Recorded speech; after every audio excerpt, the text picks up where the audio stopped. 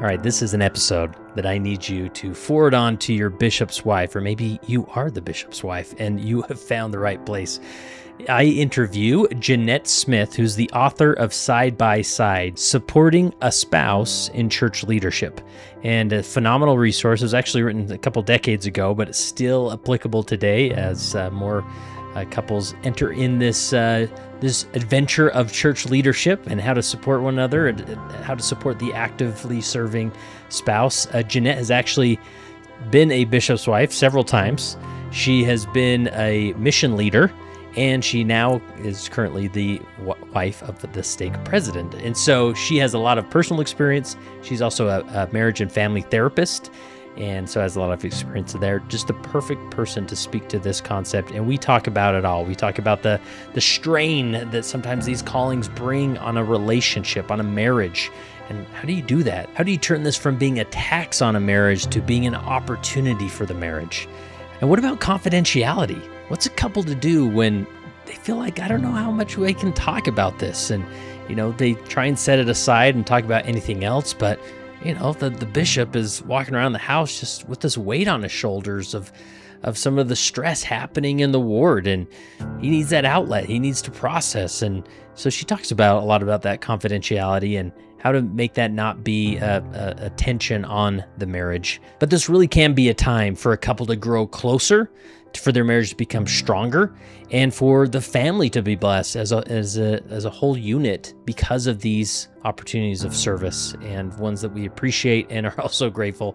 They don't last too much longer than 5 or 9 years or however long it is, but it doesn't have to be a lifetime of service. So you're going to appreciate JeaNette's experience. She gives a great perspective of how to serve side by side in these callings and be a support to the bishop, to the stake president, and to have your marriage flourish. So here's my interview with JeaNette Smith. All right, I am really excited to bring in JeaNette Smith to the Leading Saints podcast. How are you, JeaNette? Thank you. I'm doing very well. Good. And you are the author of Side by Side, Supporting a Spouse in Church Service. And that came to my attention. We've done in Zion Lab, in our online community, we've done several live streams around certain callings, church experiences, topics. And one thing we've tried to do at least more and more regularly, I should say, is the experience of a bishop's wife or a bishopric wife or a stake president wife. Whether these are sort of these pseudo callings, they're not official callings, but they sure feel like a calling or a responsibility and sometimes a duty, right, to show up in certain ways. And in this, I just want to create an open forum for bishops' wives to come, or somebody in a similar position, and say, hey, this is what I'm experiencing. What have others done? What's your experience been like? Or I'm brand new. Any suggestions, type of thing. And somebody brought up your book, and I thought, man, how did I miss this book? I know it's been several years since it's been written, and this led me on a path that luckily wasn't too hard to track you down and now to interview you. So tell us about this book, how it came to be. Well, interestingly enough, I was just finishing up my master's degree in counseling psychology when my husband was called to be a bishop for the first time. Wow. And so I was learning about how to do marriage. I became a marriage and family therapist. That was my emphasis. And I recognized that there were some things that were happening in our marriage when he became a bishop that weren't conducive to a happy marriage. And so I just started pondering it, and of course used some of the things I was learning as a student to figure out, like, how can we fix this marriage? How can we not just survive the next 5 years, hold our breath until, wow, we're done with this calling, but how can we use this calling to actually strengthen our marriage and be better as a result of the calling? Because, you're not always just going to serve one time and that's the end of the story. And in our case, he served as a bishop, he served as a branch president, he served as a bishop again, he served as a mission leader, and now he's a stake president. So it's kind of a good thing that we learned how to do marriage early on in the game. Yeah, for sure. And did you have what stage of life were you at in that first time of serving? So we had little kids. Yeah, we had 3 children. One of them was born while he was serving as bishop. And so it is a different dynamic when you have children. But I think there's a lot of principles that apply across the spectrum, from, whether you have babies, whether you're single, whether you have teenagers in your home. As a matter of fact, when I was a young girl, my dad was the bishop, and he tells stories. So I was probably, I don't know, 4. He would take me with him to go visit people as a bishop. And he said that I was his secret weapon. Like, who can turn away a little girl, a little 4-year-old Yeah. girl, a little blonde, like blonde. And so it was a way for him to connect with me. And it was a way for him also to do his calling. Gave my mom a break. So that was one of the ways that they handled life when they had little children at home. Um, we did some things that were similar. Uh, Bret and I, oh my goodness, we did so much together when he was serving as bishop the first time. One of the things I should probably tell you as we go on into the interview is what makes the marriage strong when you decide, I'm going to have this calling strengthen our marriage instead of weaken the marriage. And what we learned is that too often couples have this idea, bishops have this idea, males in the church have the idea that because they're in this important ecclesiastical calling, that everything is confidential, that they just can't share anything with the spouse. And that is a recipe for drifting apart. Because the priesthood leader or the one with the calling, he's always thinking about his calling. Like, that's his world, he has a job, but he's thinking about the people that he serves. He's thinking about the people he's concerned about, the people that he loves, the callings that he has to extend, the marriages that are in trouble. I mean, that's constantly on his mind. And if he feels like he can't share anything that's about his calling with his spouse, then they're living in different worlds. She's raising the kids, maybe she's got her hobbies, he's got his job, and he's got his calling, and it's like never the twain shall meet. Hmm. Yeah. Yeah. And we have such a tradition of endure to the end, right? And so Right.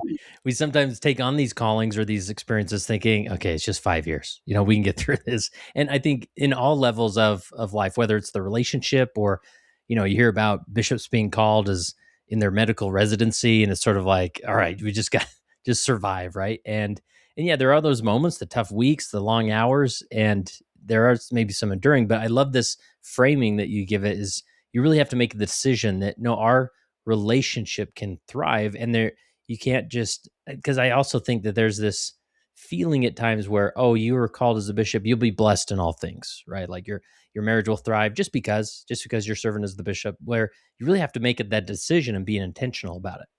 Right. You do have to be intentional.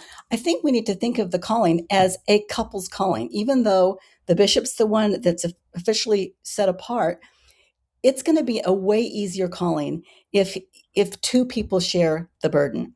If he feels like he has a spouse that he can confide in when he's sad, or he can confide in when he's nervous, or when he's frustrated, or when he's overwhelmed. These are things that she's there for. He needs to have someone who he can trust to be with him and to care. So she needs to care about the congregation. I call them the sheep. She needs to care about his sheep as much as he does. And how can she care about what he's doing and what he's ministering to if she doesn't know anything about it? Yeah. Yeah. So I think we need to reframe this idea, and this may be radical, that you just can't share anything if you're a priest or leader. You need to be careful about what you share and how you share it, and there's some guidelines for sharing it, but you have to share, or Yeah. or you're just going to drift apart as a couple, Yeah. or, And or at least not progress as a couple. yeah, for sure. And sometimes there's just that weight of the calling at times, and maybe a leader's new to this world, and they just don't want making a mistake. They don't want to overshare. They don't want to share something that they weren't supposed to share, and then they think, well, I'll just not share anything, and Right. it's sort of like the bishop comes back home from a night of meetings, and that he might have been in the abyss somewhere, because and doesn't share anything and just kind of expects to carry on with the evening when he's carrying a lot of spiritual weight. Right. The first time, well, I guess it was when Brett was called, one of the times that he was called to serve in a I can't remember which Yeah. one. But whoever set him apart said, use your wife as a third counselor. Yeah, I'm hearing this more and more. This is good. Yeah. Yeah. And what happens is bishops don't get called generally if their wives um, are not capable, or if they're not their equals. Mhm. You've heard the joke that when a leader is called, they look around and see who the capable wife is, then they call the spouse. Yeah, yeah, yeah. And I don't think that's far from the truth. I think that a bishop needs to have a capable wife. One, because she needs to manage the home, so he's not extra worried about things that are happening at home. But two, because when he is feeling whatever kind of emotion that's overwhelming him, he needs someone whose shoulder he can cry on. He's not going to cry on his counselor's shoulders. They need to see him as a leader, and he's going to consult with them and he's going to counsel with them, but he's not going to weep. It's the wife that's going to be the one who says, honey, I know you can do this. And I know it's hard. And I know that your heart is broken because of what's happening. And my heart's broken too, because it makes me sad to see you sad. Yeah. And she's the one who loves him through Mhm. all of this. And he doesn't have to tell her, he doesn't even have to use names. He doesn't have to tell her who's experiencing what, but he can tell her what he's experiencing. I'm so sad because something's happening. And this is the nature of, this couple that I just admired so much, and they're going to get divorced. You don't need to know who it is. And she doesn't even need to dig and try to figure out who it is. That's not even necessary. She just needs to be there for him in his grief. And same thing in his joy. There's going to be times when, what's the other joke? They say when you're a bishop, there are things that that you wish everybody knew, and there are things that that you wish you never had to know. Yeah. And so the things that you wish everybody knew, maybe you can or can't tell, but you can celebrate, man, I was so happy today because I just learned this kid that I've been working with and working with and working with is worthy to go on a mission. And you don't know who it is, but you know how happy he is. Yeah. Yeah, I really love that. And as you talk through that, it reminds me of the President Nelson story. He talks about his first wife when, he came home from the operating room just so disappointed and frustrated. And I think, maybe some patients had passed away, while he was working on them, and just kind of just wept on the floor. And then after some time, his wife kind of picked him up and said, no, you're going to get that suit back on tomorrow and get back out there because people need you and your skill. And, obviously the world was blessed because of those encouragements.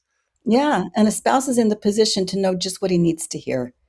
And he trusts her counsel. She's a counselor, official or not official. He trusts her because he knows how much she loves him. And if she really does care about the congregation, if she really does care about the sheep as much as he does, then she's not going to be conflicted when it comes to his needing to minister. I recall a situation we had when Bret was serving the first time, and we had gone to dinner for our weekly date. Friday night date was always a priority, and we were in the middle of this beautiful dinner, finally by ourselves. Had a babysitter for the kids, and he got a call, and it was a frantic mother, and she said, "Bishop, my son has run away from home, and he's gone to live with his girlfriend." And the mother explained that the girlfriend lived with her dad alone, completely unsupervised, and the mom was super worried that he was going to break the law of chastity. So explains to me the problem. He says, this mom's super worried about her kid. And I said, we need to go rescue that kid. So we left the meal, and we went to the house, the girlfriend's house, and this young man opened the door, and he was not appropriately dressed. I mean, it was a bit embarrassing for both of us. But we went in, and Bishop sat down with him and said, maybe we could give this time to settle, so you're not so mad at your mom. Maybe you can think really hard about your decision here to run away from home. And he didn't want to go home. So I said, well, why don't we let him come stay at our house for a couple nights just till he cools down? I would have never done that if I didn't care about the sheep the way my husband cared about the sheep. So we brought him home. He stayed at our house for a couple days. I took him to work, and finally he had calmed down enough that they could talk, and he went back, stayed home, reconciled with his mom. Turned out to be a great kid. He served himself as a bishop later in life. Oh, cool. Yeah. So I just think that, I don't know if Bret would have said, we need to leave this meal. We're finally having a date, and you need to have this kid come into our home. If we hadn't been on the same team, if we hadn't been always communicating about the needs of the members of the ward. Yeah. Is there anything specific you did? Like, is it important to have that sort of that intentional conversation of being like, okay, how are we going to do this in the beginning, or what tips would you give to, in the beginning, as the calling, as the bishop has just been set apart, or whatever it is? I'll tell you one of the most valuable things that we did not learn until we became mission leaders. And this, I really recommend it for every couple, whether it's whatever calling that you're in. It can be a super difficult calling. It can be a less difficult calling. But we did companionship study every morning, like you're supposed to when you're missionary companions. And when we were missionary companions, we talked about the missionaries because they were our sheep. And we both cared about them. And we both received inspiration as to what the missionaries needed. We studied our scriptures together with the missionaries' needs in mind.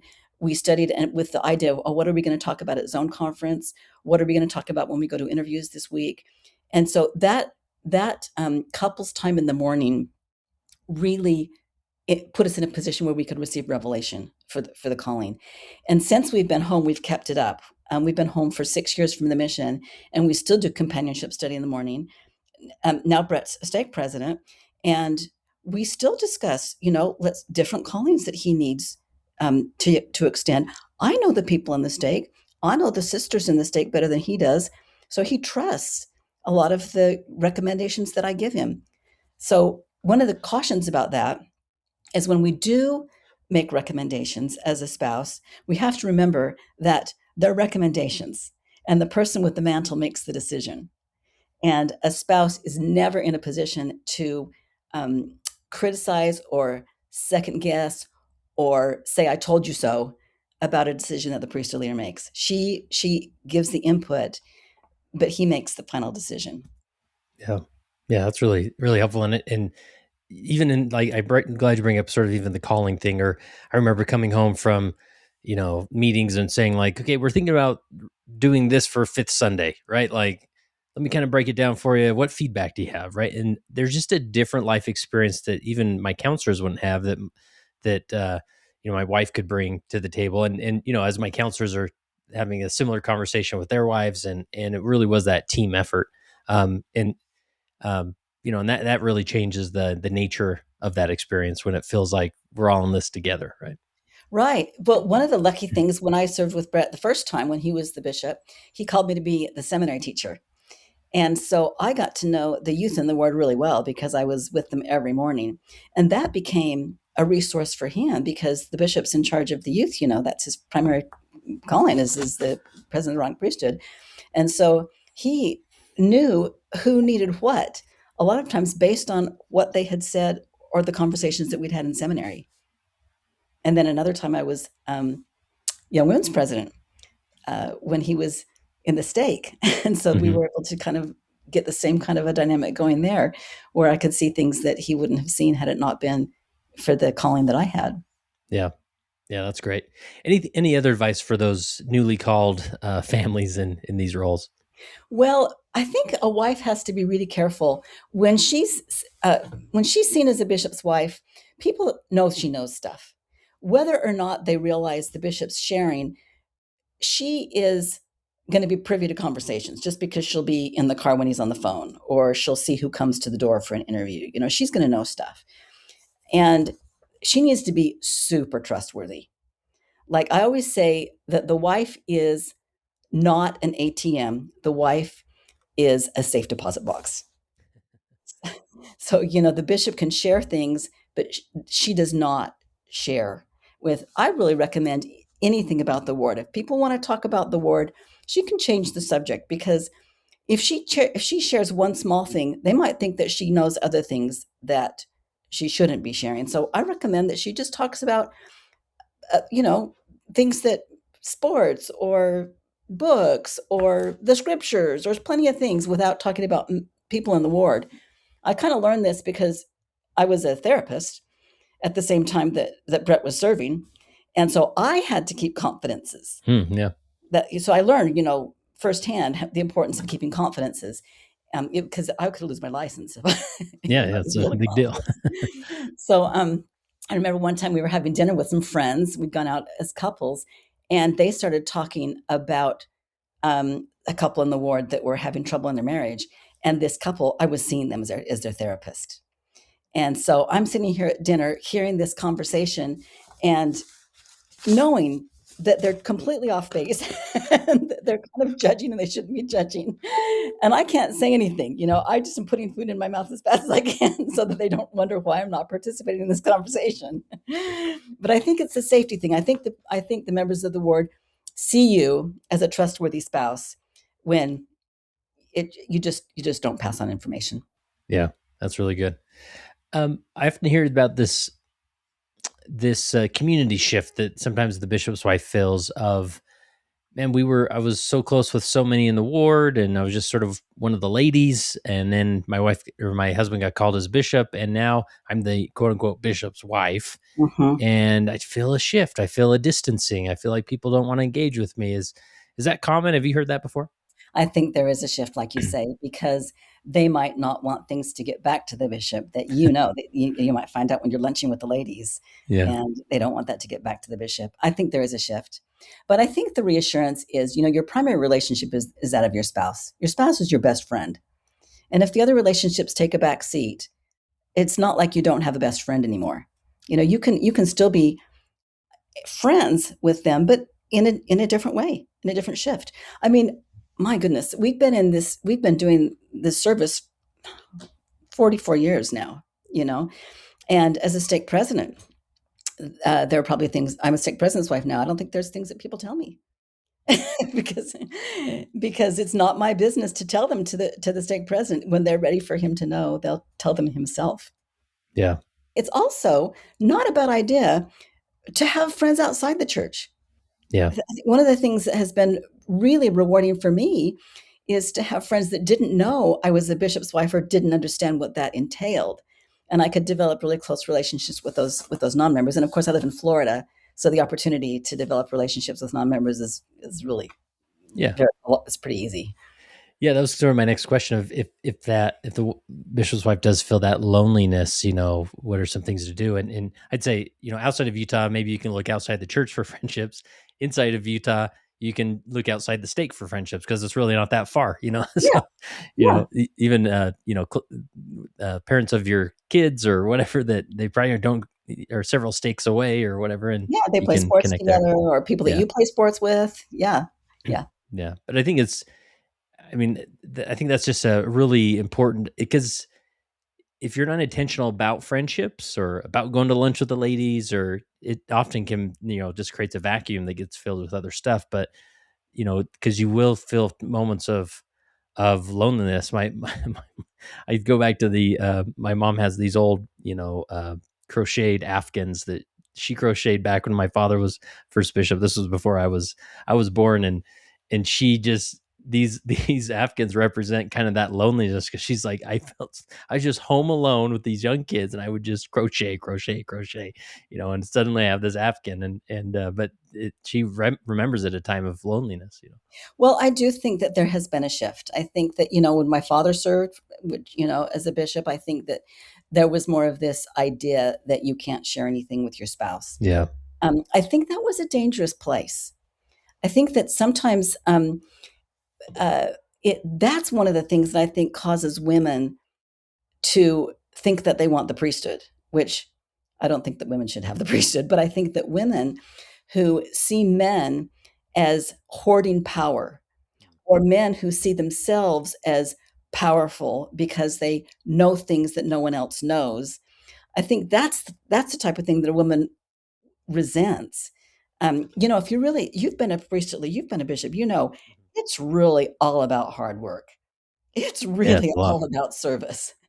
And so if you're coveting the job of a priesthood leader, you're coveting a hard job that takes a lot of time and a lot of effort and a lot of heartbreak.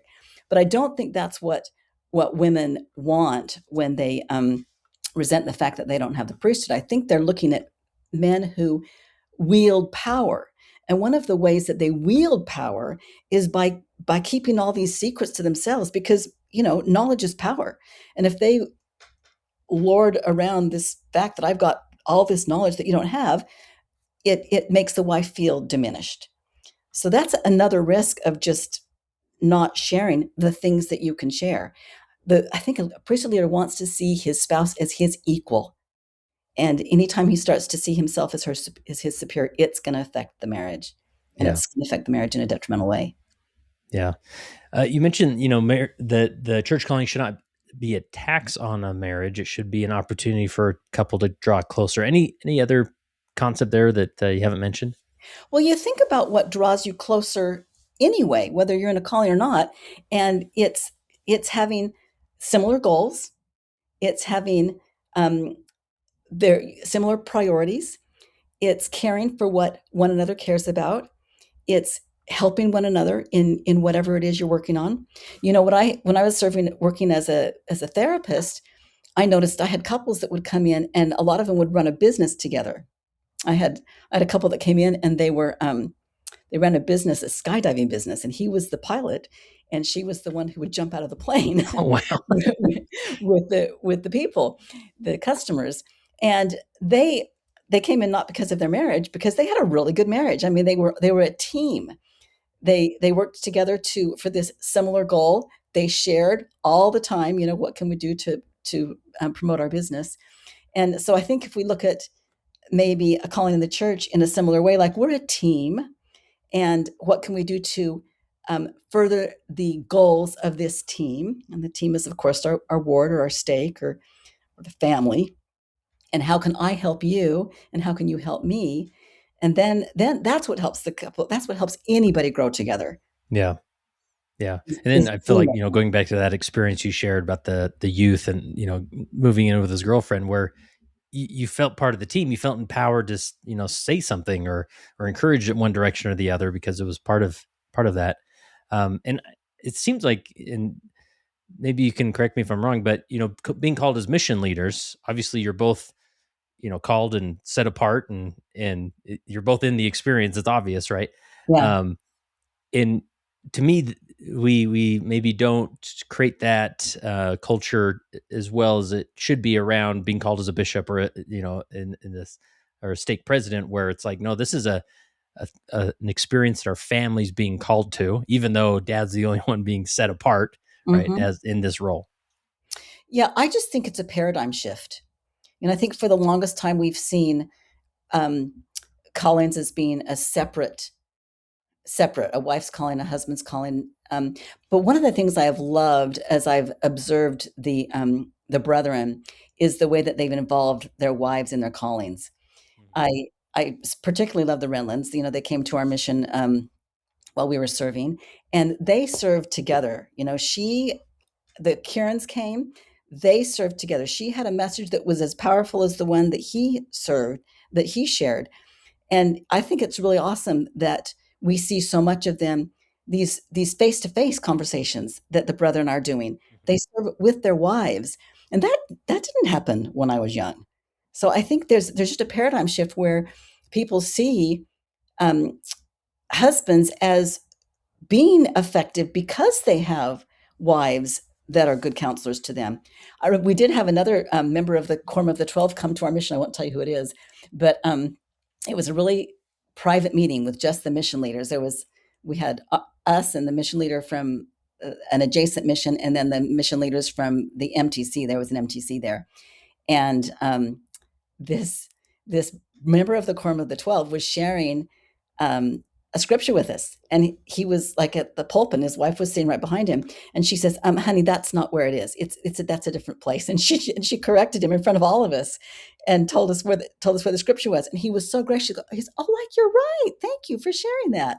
And it was such a great model for us to see how they worked together and how he respected her opinion, and she had no qualms in sharing her opinion. So I Yeah. think the brethren are doing a really good job of helping the members of the church see that you can serve more effectively when you're both on the same page. When you know the wife cares about the husband's calling, the husband cares about the wife's calling, and you use one another as a resource. Yeah, that's powerful. One thing in your notes, in your outline, you put that really hit me is the problem is not that the church servant, wife or husband, is physically less available to the spouse. The problem is that he or she is emotionally less available. Unpack that for us. Yeah. Well, for example, you were able to you didn't have children, when you first served as a bishop. And so being gone wasn't as big of a crisis, because the thing, when a husband leaves and there's a bunch of kids at home, the wife's going to be a lot more cranky than if she's just got some time to herself to sit down and read a book. And so the being gone is one thing, but like I said with my dad, he took the children with him, and now that we serve, as retired people, I can go with him. But I think the bigger issue is the fact that not just his time is taken from you, but his attention is taken from you. His thoughts are taken from you. The things he cares about are taken from you. I mean, you're going to drift apart if you don't share the things that are important to one another. Yeah. It could happen even outside the church if you didn't share what was important. Yeah. And because that's what really cements a marriage, is being of one heart, being of one mind, not necessarily even being in the same place. I mean, you could be close to someone who travels if you're talking every day and you're sharing what's on your mind and you're receiving the kind of support that you need. So that's what we need to focus on.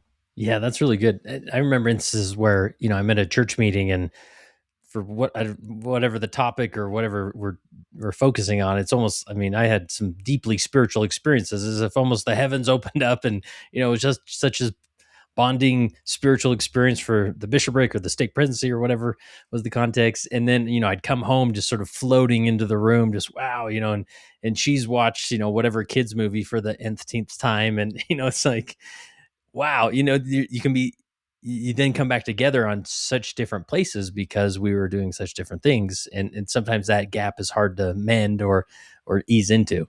Right. And you want to share when you've had a cloud, floating on the cloud experience like that. The first thing you want to do is share it with someone you love. Yeah. And if she doesn't care, or she's preoccupied, or, the things that matter to her more than the things that matter to you, that deprives you of that opportunity to share what's important to you, and that opportunity to bond. And a good listener is going to be just as excited as you are about whatever it was that delighted you so much. A really good listener is going to just tell me more about that. Oh, I'm so excited for you. I really am happy that you had that experience. And she is going to be happy that you had that experience. So that makes you feel more loving towards her, because she's been so delighted for what you went through. Yeah. And then she's really more loving because you shared. You had because you wanted to share with her. Yeah. What about, just being wrapped up in our own personal concerns? And this happens even outside of these callings, right? Where, whether it's him, going with my marriage, like I'm sort of wrapped up in my day to day, my career, my, projects I'm working on, and, she's doing her focuses at home or with the kids. And then those worlds unite at the end of the beginning of the evening. And sometimes and this may be a male female dynamic where I don't necessarily want to rehash all that stuff or all the heaviness or all those things. And she wants to talk about it. She hasn't had an adult conversation all day, and finally she wants to chat about it. Any thoughts around that dynamic of when we get kind of too wrapped up in our own concerns? Well, I think sometimes you make the sacrifice, because you're in a marriage, and the marriage is more important than anything else, even how tired you are. You may put your head on the pillow and you want to just crash, but your wife needs to share, and you make that a priority, and whatever it takes, so that you can nurture the marriage, and it's more important than whatever, putting your feet up and watching the television. That can't be the priority. The priority has to be her needs are his needs. Yeah. Yeah. Really good. You asked me you mentioned a little bit ago about his world and her world.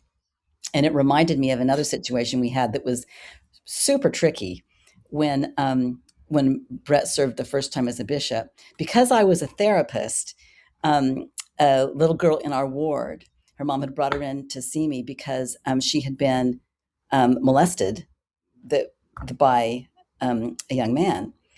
Turns out the young man goes to visit the bishop, who is my husband. And so we had quite a difficult dynamic there for a while, because I'm trying to help the little girl heal, and he's trying to help the young man heal. And we have to make our marriage the priority. I couldn't make my work my priority, the little girl my priority.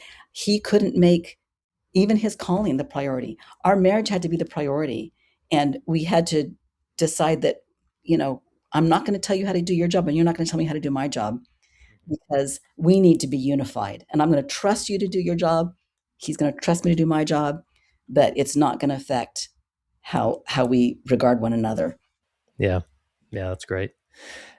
Obviously, it's still sage advice as far as, regular date night and, having those personal connections away from careers or callings or, the household or children. And anything else to consider around date night when it comes to these types of callings? Obviously, we encourage it, but anything else? Well, I think the purpose of date night is connecting. I mean, you don't you don't have to even leave the home to connect. um, a lot of times, so my son is a bishop as well right now, and he and his wife just like to go to the beach and sit on the lifeguard stand and watch the waves. And while they're sitting there, they just talk about the things that they're going through. And so, whether you call it a date night or whether you call it companionship study in the morning, or whether you call it talking on the phone when he's driving out of town, whatever it is, just that opportunity to connect. You don't have to be having, a celebration. You don't have to be having a fancy dinner, but you do have to have some time alone without interruptions. And one of the things that I was thinking is, the you have to be pretty careful when you are in this type of a relationship, that you both have pure motives. We talk about the wife needing or wanting to know what's going on in the ward, and she can't do that just because she's curious. She Hmm. can't do it just because she's nosy. Her motive for wanting to know what's going on has to be because she wants to lift his burden. She wants to comfort him if he needs comfort. She wants to be able to um, share if she gets a good idea. She wants to strengthen the relationship. She's not trying to seek power. She just really has pure motives because she wants him to succeed in his job. And whatever she can do to make him succeed in his job is going to drive how she interacts. And if you don't have that pure motive, then you don't have any business really knowing what's going on. You just got to do it for the right reason. And then the priesthood leader, needs to have his motive as well. He needs to recognize that I am listening to her, not just to placate her, not just to make her feel better, not just to pat her on the back and say, "Oh yes, you're important," but I'm listening to her because I really value her wisdom. I think that she's really got good things to say, and I want to know them. And he needs to acknowledge that sometimes the Lord will send revelation to the wife. I think we've heard stories at General Conference where the husband was just so busy doing what he does that he didn't ponder. And so finally the Lord reached out to the wife, and she got the revelation. She shared it. The Lord will find a way to get his work done. And he needs to be open to the fact that that could happen, and see her as someone that he could really listen to and learn from. And he needs to see her as an equal, not as a superior by any means, or not as inferior, but really as someone with whom he's equally yoked. And I think that helps the communication. There's a purpose to the communication when they both have pure motives. For when Yeah. they're sitting on the lifeguard stand and they're talking about the people they both love, they're doing it for the right reason. Yeah. And that's just a good moment to kind of check yourself, with everybody involved of, what are my motives here? Why do I feel, maybe resentful of this experience or this calling, or, um, and, maybe there's moments of revelation that can help us correct course there as we Yeah. turn to God. Right. So, you talk about resentful, and I think that resentment can occur not just because a priesthood leader is always gone and you have a heavier burden, but a resentment can occur when you're not taking good care of yourself as a spouse. We tend, as Latter-day Saint women to think that we're super moms and that we can survive on 4 hours of sleep and that we only need to eat, one meal a day or whatever, we think that we should be able to handle the stress that's put on our shoulders. There's extra stress, when you have a demanding calling, or your spouse has a demanding calling. And moms need to make sure that they take good care of themselves so that they're in a position to be a resource to their spouse. And that's actually, I have a whole section in the book on taking good care of yourself so that you can be a better resource to both the members of your congregation and to your spouse. It's actually called increasing your capacity to serve.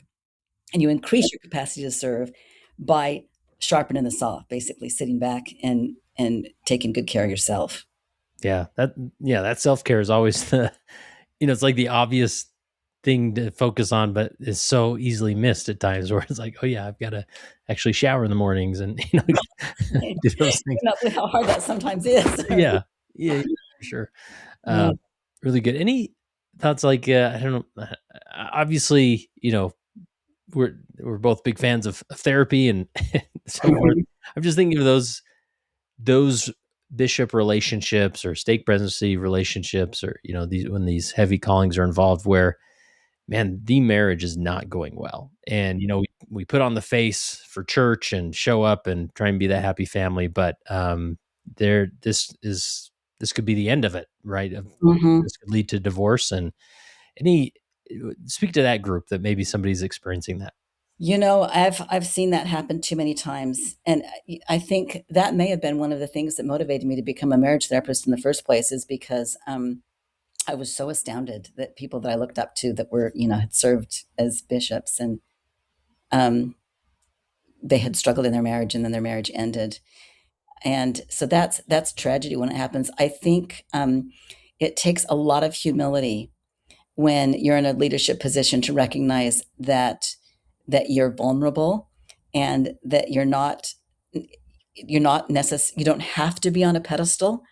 Like a lot of leaders sometimes think that they have to be on a pedestal, and so that they can't admit that they may be having some of the same challenges that someone in the congregation is having. And so it takes a lot of humility to recognize I'm human too, and I need to get the help that I need if my marriage is struggling. You mentioned that sometimes we think that because we've agreed to serve, that the Lord's going to automatically bless us. But I think what happens is He gives us the opportunity to learn and to grow in these leadership callings. But we got to take the opportunity. He stands at the door and knocks, but you got to open the door. You've heard that. Yeah. I think that we really have to recognize, oh, wow, I'm learning something from this calling. I'm facing a situation I wouldn't have faced otherwise. And so I need to get some help for whatever situation that I'm facing. It's like, I don't even know who you would go to, who you would trust to go to as, for counseling. If you were a bishop, maybe to your stake president. Maybe he could recommend someone like out in Utah, where there's a bunch of members and a bunch of therapists, maybe somebody out of the stake. One of the things that's an incredible blessing nowadays is they're doing a lot of teletherapy, and you can get help online. And if you're a private person and you don't want anybody to know, that's kind of a good way to keep your need to get therapy private. But I would encourage leaders to be honest about their humanity, and maybe not say, oh, my wife and I are having trouble, but just say, I'm human too. And I understand what you're going through, because we also have some struggles, without going into detail. I think it's really a good thing for leaders to be humble. I think it's good for them. I think it's good for the congregation, because then they don't expect the leader to never need time for himself or have all the answers. If you've put yourself on a pedestal, what do they say? Folks on a pedestal have to watch their step, right? And so if you put yourself on a pedestal, people are going to be disappointed if you fail them. So it's probably in your best interest not to put yourself on a pedestal. Yeah. Just to let people know, hey, I didn't get trained for this calling. I didn't have a background in leadership. I didn't have a background in therapy. I am winging it. So be with me, help me succeed, but don't expect me to know exactly what I'm doing. Yeah. Yeah. Wow. Such important conversations and dynamics that often just leave people feeling like they're on an island. And so hopefully somebody somewhere is hearing this and realizing there is help, there's Yeah. resources, and they're even available to the bishop's family, Yeah. So, Yeah. any other point, principle, concept that we should consider about this, marriage dynamic? Well, I think another thing that the wife needs to be careful about is that when she gets information, she needs to be really careful, not just to keep it confidential, but she needs to be careful that she doesn't form judgments, Hmm. because we as humans are always off. If we form a judgment, we are going to just always be off. Even as a therapist, I got to know people inside and out. Like they really shared their deepest selves with me. But I still, especially as a therapist, felt like I was in no position to judge them, which is one of the things that I just love about the atonement and about having a savior. Is he is in a perfect position to judge because he knows both sides of the coin. Like he knows everything about the person who is maybe sinning. He knows everything about the person who's been sinned against. He knows the struggles that we encountered as children. He knows the biological makeup that we have. He knows any limitations that we have. He is the perfect judge. And for us to think that we could even come close to making a judgment is just audacious. And so I think that it's really important, if we do hear information, as a supportive spouse, that we recognize, I don't know enough. I just don't know enough to come to any conclusions about this. Yeah. So, is there any unique dynamic? I'm just thinking, it just feels so heavy with the, the bishop or the stake presidency role. But what about when the tables are turned? Is anything go to mind with the spouse of a Relief Society president, or, Oh, just, yeah. I think it's absolutely the same thing. It's probably even more difficult because women have a really easy time confiding in other women, Hmm. and men don't do that quite so much. So if a Yeah, man is great point. struggling, he might just kind of hold his cards to his chest, but a woman's going to be more vocal. So I think it's equally important that a husband recognize the importance of sharing, what his wife's going through. We have so we served the second time my husband was the bishop. Actually, it was after he was a branch president. Then the third time he was a bishop. We served in a Spanish speaking branch, and we had a couple in the branch. She was member, but he was not. He was Catholic or something like that. But he came to everything with her. She was really good at throwing parties, and he was the one that would carry the cooler of ice, and he was the one that would stand behind the grill, and he would, flip the hamburgers, and they did everything together. Even though he wasn't a member, but he supported her in her calling like none other, and they had so much fun together. I think that's one of the really key things is you can have fun together when you're serving. My husband, we've got girls camp coming up here in a few weeks, and my husband has to go, or has been invited to go and chaperone, and I've been invited to go and present a workshop. So we're both going to be at girls camp together, and that's going to be a fun opportunity. Yeah. Maybe have a water balloon fight with those girls. Maybe just jump off the diving board into the pool with them. You can do a lot of fun things when you're serving together. It doesn't have to always be just a big old burden on your shoulders, because there's a lot of fun things that you can do as a bishop, especially as the leader of the youth. Even if the wife was available, she could even go to the weeknight activities, because he should be there every week anyway, because he's the leader of the young men. And if she could go with him, they can be playing volleyball together with the youth, and that's just fun. That's not work. Yeah. Yeah. That's awesome. Uh, Anything related to, what about the considering the relationship with the children, whether they're young, older, teenagers, maybe out of the house, anything there? Well, once again, taking him with you when you can. Um, Going to as many events as you can. It's kind of a benefit if you're a bishop and you have teenagers, because teenagers have so many activities and you're required to be there anyway. And so I think, that's a great time to be a bishop if you have adolescents in your home, and just join in the activities. Yeah. One thing, again, a lot of times we think that it's such a privilege to be called as a leader, and it is a privilege to be called as a leader, but it's also a huge responsibility, and it also requires a lot of time and a lot of work. And I've noticed, my husband invites me to go with him to many, many different meetings now that he's the stake president. And one of the things that he does is he invites me to come with him when he sets a missionary apart, to go on a mission. And we do that a lot. Like we probably do that, every other week, which is just really fun. He invites me because, I served a mission with him, and he'll ask me to share a little bit of advice with whoever's going to be serving. But that's fun for us to go together and to celebrate this really neat time where this couple or this young person's going to be going on a mission. And the other thing we do is we have mission leadership training, or not mission correlation Oh, yeah. once a month. And he invites me to come to that. And we talk about how we can improve the missionary work in our stake. And I teach stake mission prep. And so he comes to my class and we do role plays together, because the missionaries, the people that are going to be missionaries, they need to see how to do missionary work. So we role play for them. And that is fun. I mean, they laugh when they see us role play, and they laugh even harder when it's their turn to do a role play. But it's work. Like I Yeah. could be sitting home, reading my favorite book because I love to read.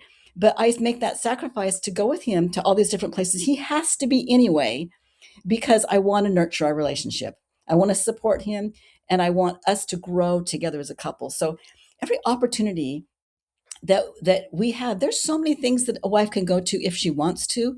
He gets invited to go speak. I get invited to go speak. He can come with me when I go, and I can come with him when he goes. We did seminary graduation last week, and I don't have any kids in seminary, but of course I went with him because he was on the program. So it's a sacrifice to go and be involved in all these things that happen in the ward or in the stake, but it's worth it, because it really does strengthen your marriage when you do all these things together. Yeah. Yeah. It's awesome. That's really good. Um, as far as the book side by side, is there like any advice on how the book works? Should the wife read it separately? Is it a couple's book? Is it what make your, choose your own adventure? I mean, anything more you could tell us just about how the book's structured, how to use it as a tool? Yeah, so it's structured basically for wives. It's how to support a spouse in church service, and we talk about how to meet the needs of the congregation. We talk about how to meet your own personal needs as a spouse, and we talk about how to meet the needs of the servant, of the church member. So there's different sections in the book. It is written to wives, and the husband, if he's the one who's got the calling, he's probably too busy to read anyway. So I do recommend that wives read the book. And this is the thing that they can talk about when they're sitting on the lifeguard stand and looking out at the waves, when they're Yeah. having their time together, or they can have, their personal study in the morning, their scripture studies, what they do together. She shares, what she's learning from the book. And he's probably going to be pretty delighted that she's learning, how to be a resource, and she's learning how to lighten his load, and she's learning how to celebrate what he celebrates. That's what the book will help with. That's awesome. Really cool. Any other principle you want to make sure that we include before we wrap up, or how do we do? No, I think that we did a really good job. I Cool. just don't want people to run away and think that, um, you know, we changed the rules of the church by saying, that the bishop doesn't have to keep things confidential. I'm not trying to change any rules of the church. Yeah. Um, I really am hoping that the wife she'll have pure motives. She'll see herself as a resource. She'll see herself as lightening the husband's load, and she'll see that this is the way to strengthen their marriage. So I think when you keep your motives pure and you recognize this is why we're serving together, we're serving as a couple, is because it's good for the ward or the stake or the mission or whomever it is you're serving. It's good for them to see a couple that's united And the leader is going to be a lot stronger because he has that support of a spouse. He doesn't have anybody at home that's like dragging him down because she wishes he wouldn't, be out serving. He's got someone that's right there by his side, cheering him on and glad that he's serving, grateful that he has this calling. Yeah. And if people do want to check out your book, I know I got it at the Kindle version. Any other place they can find it? Well, I understand that it can be found on lots of places online. Like Amazon has different people that sell it, thrift books. It's been out for a while, and so it's, I think I published it in 2002, so it's been out for a while. But there are still places where you can get a hard copy, or you can go to Deseret Book, because Deseret Book published it, and so they have it on their website as a Kindle or ebook. Either cool. way, nice. Yeah. Nice. Well, JeaNette, this has been really helpful and encouraging. And my heart breaks when I hear some of these relationships sort of behind the scenes that are crumbling and they're suffering from the calling is becoming more of an endurance battle than a blessing. And it really shouldn't be that way. Though there are those seasons. So what final encouragement would you give to bishops' wives out there who are listening in? Well, I became a marriage therapist because I believe in strengthening marriage. And, when the marriage is strong, the family's strong. And so I really feel like if the wife can remember that my marriage is a priority, the husband can remember my marriage is a priority. Whatever the calling is, you're going to be a couple forever. You're going to be a couple after this life. And part of what we're doing here is we're learning how to serve together as couples, because we're going to serve together after this life. So I think if we remember, if both husbands and wives remember that the marriage deserves the attention and the marriage is the priority, and then it actually makes the calling easier, and the calling probably gets more attention because you've got two people that are on the same page that are trying to bless the ward.